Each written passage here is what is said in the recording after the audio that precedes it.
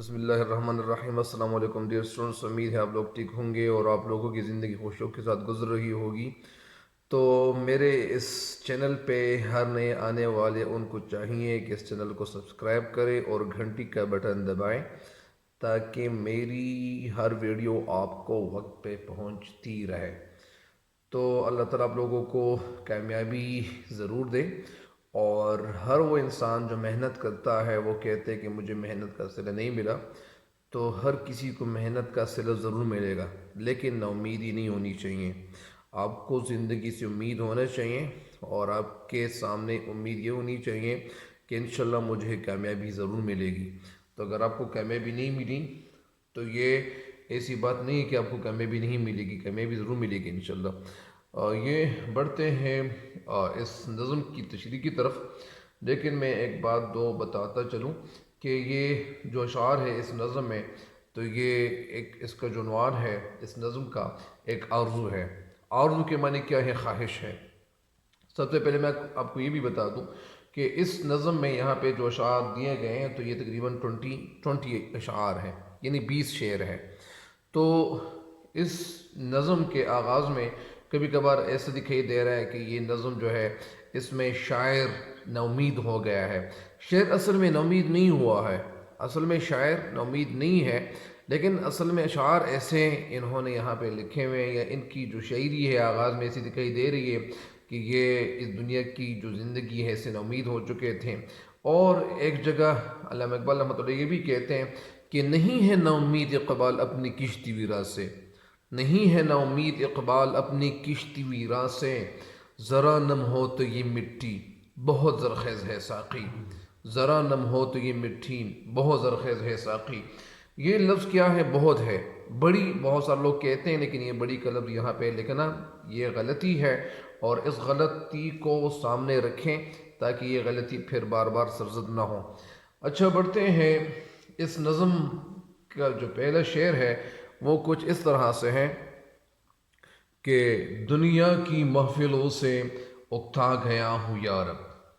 دنیا کی محفلوں سے اکتا گیا ہوں یارب، کیا لطف انجمن کا جب دل ہی بجھ گیا ہو، مرتا ہوں خاموشی پر، مرتا ہوں خاموشی پر، یہ آرزو ہے میری، مرتا ہوں خاموشی پر، یہ آرزو ہے میری، دامن میں کوہ کے ایک چھوٹا سا جھونپڑا ہو، گل کی کلی چٹک کر پیغام دے کسی کا، گل کی کلی چٹک کر پیغام دے کسی کا، ساغر ذرا سا گویا مجھ کو جہاں نما ہو۔ دنیا کی محفل، محفل کا مطلب یعنی مجلس، وہ جگہ جو مجلس ہو، یعنی اس کو کیا کہتے ہیں؟ اس کو محفل کہتے ہیں۔ اور محفل سے یعنی شور شرابہ بھی مراد ہے، وہ جگہ جہاں شور شرابہ ہو اس کو بھی محفل کہتے ہیں، اور ساتھ ساتھ اس کو بھی محفل کہتے ہیں۔ اور اکتا گیا ہوں یارب، کیا لطف انجمن کا جب دل ہی بجھ گیا ہو۔ شاید اس شعر میں ہمیں کہنا کیا چاہتے ہیں؟ شاید علامہ محمد اقبال اس شعر میں ہمیں بتانا یہ چاہتے ہیں کہ دنیا والوں سے میں تنگ آ گیا ہوں، یا دنیا کی جو محفلیں ہیں اس سے میں تنگ آ گیا ہوں۔ اب دنیا کی جو محفلیں ہیں ان محفلوں میں مجھے کوئی مزہ یا لطف مجھے محسوس نہیں ہو رہا۔ یہ تو اس کی تشریح تھی، ایک دفعہ پھر سنیں، یہ مختصر تشریح ہے کہ شعر میں کہتے ہیں کہ دنیا کی جو باغ دوڑ ہے، جو رنگینیاں ہیں، ان رنگینیوں سے، شور شرابے سے میرا دل بھر گیا ہے، میرا دل اس سے اچاٹ ہو گیا ہے، میرا دل اس میں بے مزہ سا ہو گیا ہے، کیونکہ انسان کا دل جب خوش، یعنی انسان کا دل خوش تب ہو جب اس کے دل کو خوشی ملتی ہے تو انسان کا دل خوش ہو سکتا ہے۔ تو یہاں پہ کہتے ہیں کہ میری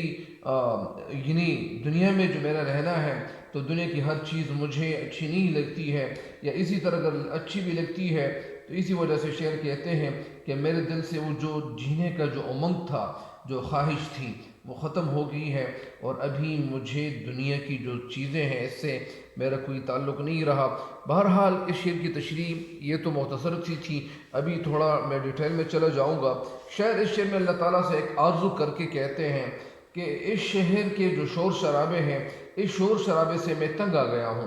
اور میرا دل یہ چاہتا ہے کہ اب میں کسی ایسے جگہ پہ جاؤں، اور وہ ایسی جگہ ہونی چاہیے جہاں صرف سکون ہو، جہاں پہاڑ ہو، جہاں صحرا ہو، اور جب میں صحراؤں کا رخ کر لوں، صحراؤں کی طرف چلا جاؤں۔ بہت سارے لوگ ایسے ہوتے ہیں، یہ جو گاؤں کی جو زندگی ہے وہ بڑی سادہ زندگی ہوتی ہے، لوگ سادگی سے زندگی گزارتے ہیں۔ شہر میں بہت سارے لوگ ایسے ہوتے ہیں کہ ان کا دل چاہتا ہے کہ وہ نیچر بیوٹی کو نزدیک سے دیکھیں، قریب سے دیکھیں، تو وہ پہاڑوں کی طرف جاتے ہیں، پہاڑوں کا رخ کرتے ہیں، گاڑیوں میں بیٹھ کر وہاں چلے جاتے ہیں تاکہ وہ نیچرل بیوٹی، جو اللہ تعالیٰ کا جو حسن ہے قدرتی چیزوں کا، جو پہاڑوں کا حسن ہے، جو پانیوں کا حسن ہے، جو جنگلات کا حسن ہے، جو دریاؤں کا حسن ہے، جو پرندوں کا حسن ہے، اور جو پانی کا جو بہنا ہوتا ہے اس کی جو خوبصورتی ہوتی ہے۔ بہرحال اسی وجہ سے شاعر کہتے ہیں کہ میں دنیا کی یہ جو زندگی ہے، یہاں پہ جو شور شرابے ہیں، یا جو شہروں میں یعنی شور شرابہ ہوتا ہے، گاڑیوں کا شور ہوتا ہے، اور اسی وجہ سے میرا دل چاہتا ہے کہ میں کسی پہاڑ کے دامن پہ میں ایک اپنے لیے ایک کیا کروں، میں اس پہاڑ کی طرف چلا جاؤں، اور وہ پہاڑ وہاں پہ یعنی مجھے سکون میسر ہو۔ زیادہ تر لوگ ایسے ہوتے ہیں کہ وہ سکون کی تلاش میں ادھر نکلتے ہیں، وہاں چلے جاتے ہیں تاکہ ان کے دل کو سکون بھی ملے۔ میں آپ کو ایک بات اور بھی بتا دوں، کچھ لوگ ایسے بھی ہوتے ہیں کہ وہ کہتے ہیں کہ مجھے نیچرل بیوٹی میں بھی سکون ملتا ہے، لیکن اگر کسی کے دل کو سکون نہیں مل رہا تو اس شخص کو اللہ تعالیٰ کا ذکر کرنا چاہیے۔ جو لوگ اللہ تعالیٰ کی عبادت کرتے ہیں، عبادت میں مشغول ہو جاتے ہیں، اور جب عبادت میں مشغول ہو جاتے ہیں، یا اسی طرح جو لوگ اللہ تعالیٰ کا ذکر کرتے ہیں، اللہ تعالیٰ کا جو خوبصورت ذکر ہے وہ قرآن پاک کی تلاوت ہے، جو لوگ قرآن پاک کی تلاوت کرتے ہیں اس کے دل کو سکون نہیں ملے گا تو کس کو ملے گا؟ ظاہری بات ہے کہ اللہ تعالیٰ، اگر میں آپ کو ایک بات یہ بھی بتا دوں، ڈیٹیل میں جانا پڑ رہا ہے، ایک بات یہ بھی ہے کہ جس طرح یہ جو ہماری جسم ہے، یہ جو وجود ہے، یہ جو ہماری باڈی ہے، تو یہ باڈی اصل میں یہاں پہ یعنی اس باڈی کو کن چیزوں کی ضرورت پڑتی ہے؟ یہاں پہ کھانے پینے کی ضرورت پڑے گی، یہاں پہ پانی کی ضرورت پڑے گی، یہاں پہ یہاں پہ مطلب یعنی یہ جو کیلے وغیرہ ہوتے ہیں، یا اسی طرح سیب وغیرہ یا فروٹس کا یعنی یہ جو فروٹس ہوتے ہیں تو ان فروٹس کی ہمیں ضرورت پڑے گی۔ لیکن یہ جو ہماری جو وجود ہے، یہ جو ہمارا جسم ہے، تو اس جسم کو یہاں پہ جو مٹی سے جو چیزیں حاصل ہوتی ہیں، ان سے ہماری ضرورت پوری ہو جاتی ہے، جسمانی ضرورت ہماری پوری ہو سکتی ہے، لیکن جو ہمارے اندر جو روح ہے، یہ جہاں سے آیا ہوا ہے، تو اس روح کو وہ ماحول ہونا چاہیے، وہ ماحول میسر ہونا چاہیے، جو ماحول یعنی جو فرشتوں کا ماحول ہو، جہاں پہ صرف اور صرف اللہ تعالیٰ کا ذکر کا ماحول ہو۔ تو ظاہری بات ہے کہ ہمارے روح کو اصل میں جو خوشی ملتی ہے وہ اللہ تعالیٰ کے ذکر سے ہی ملتی ہے۔ بہت سارے لوگ یہ کہتے ہیں کہ یعنی موسیقی روح کی غذا ہے، یہ بات بالکل یعنی غلط ہے۔ موسیقی روح کی غذا نہیں ہے، روح کی غذا اصل میں اللہ تعالیٰ کا ذکر ہے۔ بہرحال اس شعر کی تشریح مکمل ہو گئی ہے، دوسری شعر کی تشریح کی طرف بڑھتے ہیں۔ مرتا ہوں خاموشی پر یہ آرزو ہے میری، مرتا ہوں خاموشی پر یہ آرزو ہے میری، دامن میں ایک کوہ کے ایک چھوٹا سا جھونپڑا ہوں۔ خاموشی کا مطلب یہاں پہ کیا ہے؟ خاموشی کا مطلب یہاں خاموشی ہے۔ یہ یہاں پہ جو میں نے آپ کو نہیں بتایا کہ لطف کے معنی مزہ ہے، انجمن کا مطلب یعنی وہ جگہ جہاں پہ لوگ موجود ہوں، اور اسی طرح بجھ جانا یعنی خفا ہو جانا۔ مرتا ہوں خاموشی پر، یہ جو خاموشی کا لفظ ہے، یہ شاعر حضرات یہ یہاں پہ خاموشی لفظ لکھ سکتے ہیں، لیکن اصل میں یہ جو لفظ ہے یہ خاموشی ہے۔ یہ آرزو ہے میری، آرزو کے معنی ہے خواہش۔ دامن میں کوہ کے معنی پہاڑ، چھوٹا سا جھونپڑا مکان یعنی جھونپڑا۔ شاعر اس شعر میں ہمیں کہنا کیا چاہتے ہیں؟ شاعر علامہ اقبال رحمۃ اللہ علیہ اس شعر میں ہمیں کہنا یہ چاہتے ہیں کہ مجھے شور شرابے سے نفرت سی ہو گئی ہے، اور مجھے شور شرابہ نہیں اچھا، مجھے اچھا نہیں لگ رہا، اور مجھے ایسی جگہ ملنی چاہیے، ایسی جگہ کہ میں آرزو کر رہا ہوں، یعنی خاموشی پر یہ آرزو ہے میری، یعنی میری یہ آرزو ہے، یہ خواہش ہے کہ مجھے خاموشی چاہیے، دامن میں کوہ کے چھوٹا سا جھونپڑا ہو۔ اور یہ خاموشی کہاں ہو؟ یہ خاموشی اصل میں یہ جو پہاڑ ہے، پہاڑ کے دامن میں، یہ جو پہاڑ کے ساتھ جو ایک جگہ ہوتی ہے نیچے، جو یعنی اترائی ہوتی ہے، اور جس پہاڑ سے آپ نیچے اتر رہے ہو تو وہ جگہ جو پہاڑ کے ساتھ ساتھ ایک دامن، جس طرح